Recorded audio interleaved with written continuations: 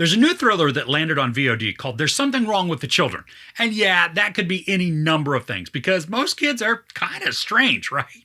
But you know what? As a father, I know they can also be a ton of fun too. But is this one enough that you should spend your money to see? A family takes a weekend trip with longtime friends and their two young children, but they suspect something supernatural when the kids behave strangely after disappearing into the woods overnight. So we've got two couples who are sort of glamping. They're staying in the woods in fancy cabins. Now, one couple doesn't have any children, and the other has two kids who both appear to be like under 14. Now, they all go out for a hike one day, and they stumble upon some just broken down shelter type thing. It's kind of maze-like, and it has all these sorts of passageways. Now, one passageway ends at a really deep hole in the ground, and the kids react strangely when they're near it.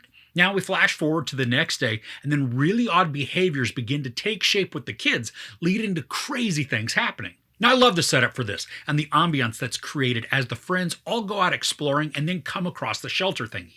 It's creepy, damp looking, and it would be a place I think that would be a lot of fun to explore through, especially because there are so many different areas within this huge just structure. Now it's all brick and destroyed in places, and that decrepitness makes it a bit sinister looking, especially because of the neglect and the decay. There's an ominous score that accompanies this location, creating a foreboding tone that's meant to be somewhat unsettling. Now, I found it to be more dark than freaky or uncomfortable, but it still works to create a mood that's anything other than cheery. This features a very small cast with 6 main players and one additional supporting character that shows up towards the end of the film. Now, Zach Gilford, who you may recognize from a few Mike Flanagan projects, as well as series like Friday Night Lights and Good Girls. And there's also Alisha Wainwright, who was most recently in Netflix's Raising Dion. And they play the couple without kids. And they do have a playful dynamic, but there's also some strain there that doesn't get much explanation or even focus. And Gilford's character needed more development within the relationship because there are moments when we are supposed to question his motives and mindsets, but there's no reason to do so, especially because we see everything leading up to what he experiences. Now, the other couple is played by Amanda Crew and Carlos Santos, and they're much more fiery of a pairing. We get to learn a bunch about their dynamics and why their behaviors are how they are, but even though we do get some insight into their relationship, all of the characters are mostly strangers to us. Not in a way that keeps them utterly distant, but I never really clicked with any of them. And then that had an effect later in the story when things started to go a bit wonky. Now, kids in this are really good at delivering some off-putting looks and body language.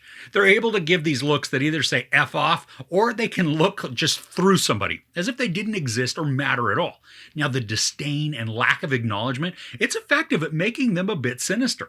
When the story begins to shift into the weird angle, the idea of what's going on is pretty cool and has a ton of potential to become something horrifying and dark. Now, unfortunately, though, the story doesn't ever delve into what's actually occurring.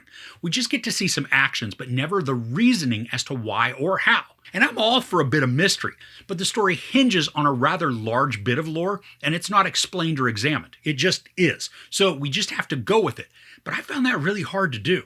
We're given a setup and then shown some vague imagery, but without anything to explain even just a portion, this feels more like a story gimmick rather than a story feature. I mean, it's as if the writers only knew they wanted to feature an element like we get, but they didn't get as far to figure out how it really fits within the story in a way that could make it engaging, memorable, or even impactful. Now, to the movie's credit, there is a bit of tension that's created, especially as a sort of chase sequence begins in the final act of the story.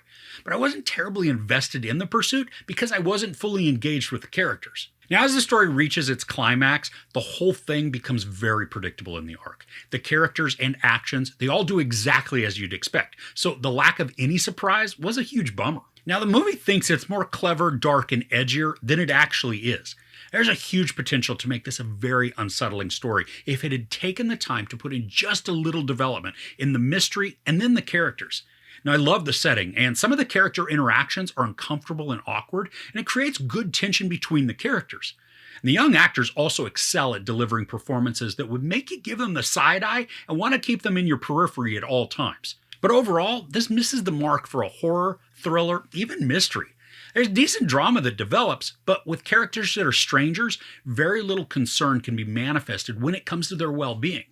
For all this had going for it, it fails at becoming anything other than a forgettable 92-minute movie. I mean, if you ever do want to check this out, I really do suggest waiting until it hits a streaming platform versus paying to watch it on demand. There's no sexual nudity, a ton of profanity, and some bloody violence. I give There's Something Wrong with the Children 2 out of 5 couches. So what's something awesome that you've seen in the last week? Let me know in the comments below. If you enjoyed this review, please give it a like. Also, don't forget to share and subscribe. I'm Chris. This is Movies and Munchies. Thanks for couching with me.